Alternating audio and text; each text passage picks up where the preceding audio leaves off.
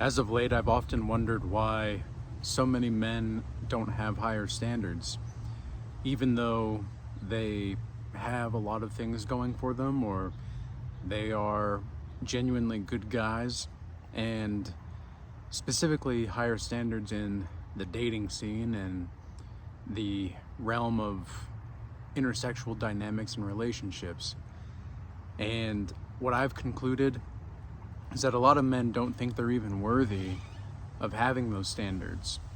And with me, myself, the reason why I'm planning to stay celibate for the rest of my life, and this can change, right? I'm not doing it out of any kind of malice or any kind of insecurity or any kind of distaste for people in general, or just not wanting a relationship.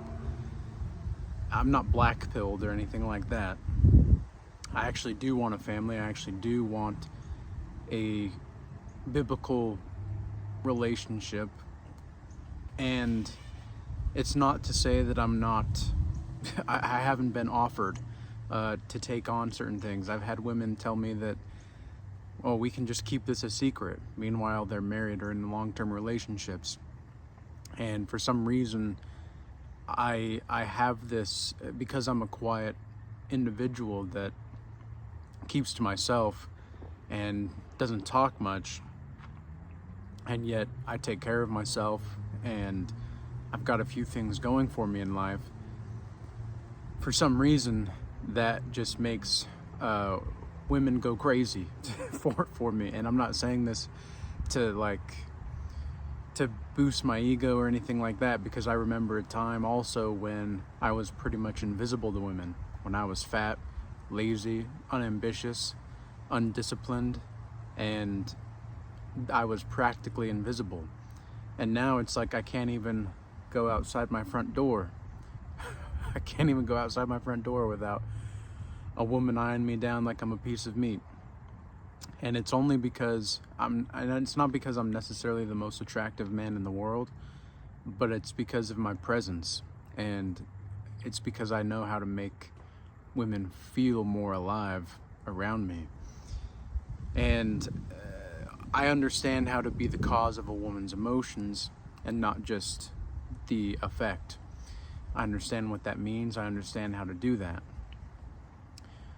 But a lot of this has to do with the entitlement in our society. A lot of women will just simply say, I mean, look at me. Like, why wouldn't you want to do everything for me? And then you have other women that there's a lot of trust that is absent in relationships now. And men are putting up with this kind of stuff. I don't get it. I really don't. Even in my biggest simp days, when I was a simp, I saw through a lot of the BS. Even though I wasn't necessarily the most, I guess you could say, red pill aware, or, and I'm not red pill, by the way. I'm not any kind of pill. I'm just Thaddeus.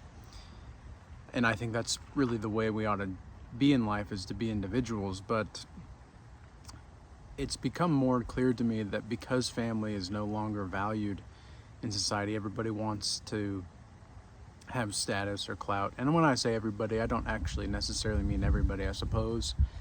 I mean about 80 to 90% of the population. You know, everybody's under the impression of where things are nowadays as far as the financial situation in our society. Everybody knows that a lot of what our government tells us are scams and everything. And we're persuaded to be involved in scams like health insurance.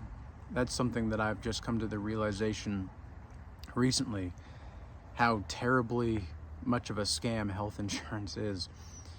And they want you to, you know, when you get a family, you have to pay health insurance. You pay thousands and thousands of dollars for your family's health insurance. And even then, if something happens, you still have a deductible to pay, and then you might have a co-pay, and then you might have like some percentage that you're gonna have to pay of the actual bill if you pay all of that anyway. So in the end, the insurance money is getting all of these things. Anyway, I'm going on a tangent here about health insurance, but it's gonna wrap up, I promise. It's gonna be wrapped up, and we're gonna put a bow on it, and we're gonna have some fun. Because this is why and how the world is so screwed, okay? There's no incentive to not be celibate. There's no incentive to not be like in monk mode, meditating every single day. There's no incentive to not be that. So when I see a lot of men opting out and just going to play video games or something, I don't think it's right, but I understand it. But me, myself, even if I were to completely opt out of the system altogether, which I don't want to, but I'm gonna act as if I'm going to be celibate for the rest of my life. I'm gonna act as if. And I do think that that's a biblical way to live, because that's exactly what Paul says. He says it's better to abide like him than to be in that lustful state, right? And he was celibate. And so, anyway, when it comes to family, there's just no incentive for family, right? There's no incentive for family. And we're going to have to really learn how to not be upset and dismayed and discouraged by all of these minuscule things that are going on, to the point in which we can see beyond the ether, and we can see beyond that which is happening before our eyes, and we can see the bigger picture. And so, because of the lack of appreciation in relationships, I mean, that's another thing on both males and females' side. It's really just a bunch of people that are taking advantage of others and almost using each other as masturbation tools and objects so that they can get their rocks off and then call it a day. And if that's how you want to live your life, like, I know so many married people, and have known so many married people, they didn't even have in-depth conversations about how they were going to raise their children, or how they're going to have their finances set up, how they're going to live their lives, and how they want to live their lives. What are their values? What are their principles? They didn't talk about any of this before they got married. And then all of a sudden, a year into the marriage, and they were like, oh, or 3 years into the marriage, or even 20 years. I know one of my friends from college, he had a family friend of his, and his, like, the dad in that family friend of his cheated on his wife. At least that was the story that we were told. Well, come to find out, she had cheated first. So he was upset, and she blatantly lied. She blatantly lied to the family friends about her cheating on her husband so that she can make him look like the bad guy. Now, did he cheat? Absolutely. Is that right? No, because they were still married at the time. But this is one of the reasons why I find it so difficult to trust women, is because they're very, very good at using the truth to tell lies sometimes. They're really good at using the emotions of truth to do works of iniquity, okay? Men can lie, men can cheat, but at least they're gonna be upfront about it. Like, when they're caught or something like that, like, they might try to lie their way out, but I've never seen a man that is caught cheating and been like trying to deny it. he openly says, yep, that's what I did. Yep. And I mean, I'm sure it happens. I'm sure it happens where men lie and about their cheating and going behind their spouse's back. I don't think that's right either, but women, they will lie and lie and lie up until all they're thinking and saying is a delusion or a fantasy. Whereas men, they usually, they're just honest about, like, yep, I did that. And if they do try to lie, then they're really bad at it. And again, I've never seen that personally in my own experience, but I know it happens.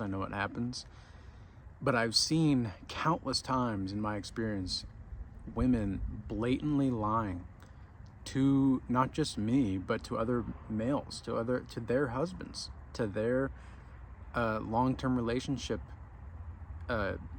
significant other.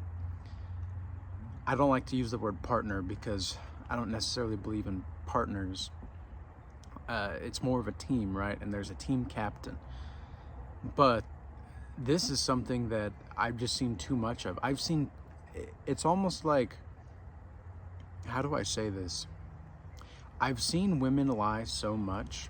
It happens way more often than it doesn't nowadays.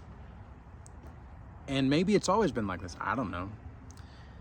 Maybe I'm wrong about all of this stuff, right? Maybe I'm done, or maybe I'm wrong about how done we are as a society, right? Maybe we're not meant to be following God's laws, right? Maybe we're not. Let's just say hypothetically we're not. I'm not saying that I agree with that, by the way, because I do follow Christ. But let's just say that, okay, God's laws and statutes and commandments are wrong. All right? We're not meant to be monogamous. Okay? Women are meant to be liberated. Okay? And men are too. They're sexually liberated. Everybody's meant to be sexually liberated. There are no such thing as families anymore. It's a community thing. It's a community where everybody raises each other. Okay? And marriage is considered a slavery. It's no longer a bond and a covenant between something sacred and two individuals to create a more prosperous life. They're no longer fluent in the language of prosperity. Okay. Well, what kind of society would that create? Think about that for a second. Really, like, let's do a thought experiment. Let's have some fun with this, right? The thought experiment is, if everybody's not monogamous, everybody's a walking red flag, and red flags don't even exist in this red flag community. You can have sex with whoever you want. You can do it. You can do it wherever. You can do whatever. How long would that society really function? Okay.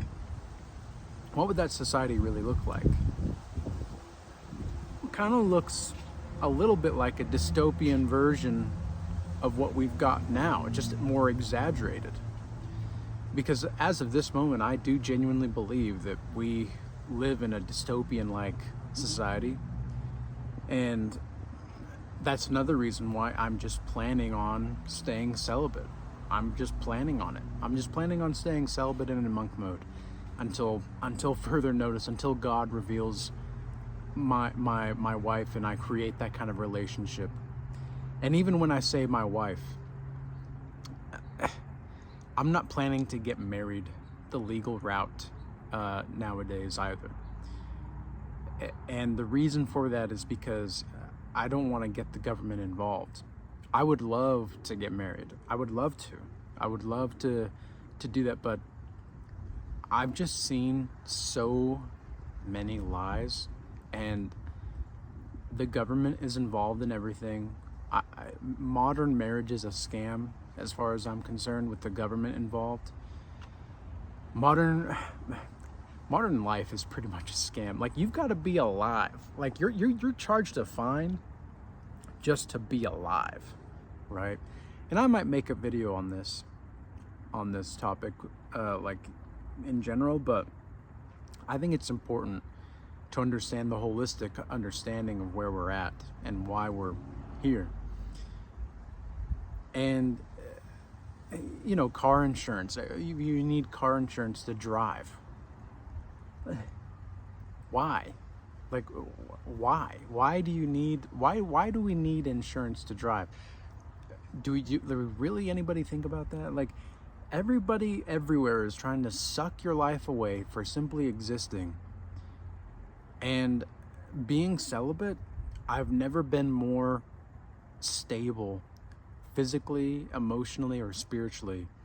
And I've been doing this for, I probably should have started the video with this in some sense, but I've been doing this for over two and a half years now, almost.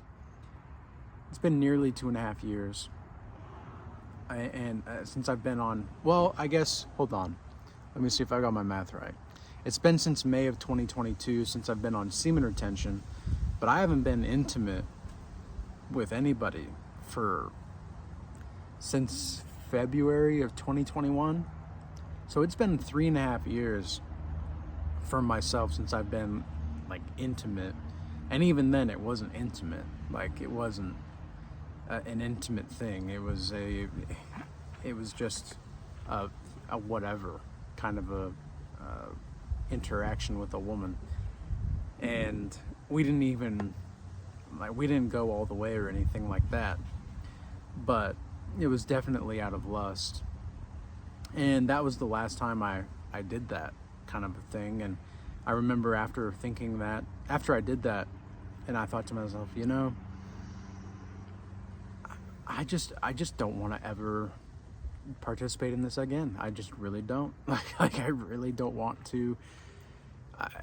Everybody's doing it, and I was just doing. I mean, yeah, that's kind of a funny paraphrase there, but and metaphor, but because it's true and it's a double entendre. But everybody's doing it. Yeah. It's easier to start hooking up nowadays than it is to start a family. And that's the unfortunate truth, and that's where we're at. But anyways, guys, there's so much more that could be said on this topic, but I hope everybody had some insight from this and some understanding of where we're at generally in our society and how we can move forward. I think being celibate as a man is the best way. I think being celibate as anybody, as any individual, until God places that person in your life that you're able to create a relationship with and a family with, I think that's going to be the route to take. And again, I do want a family, but I'm going to act as if I'm going to be celibate for the rest of my life. And I've made peace with it. I've made peace with that possibility. But anyways, guys, I hope this message was useful and insightful. And until next time, peace be with you.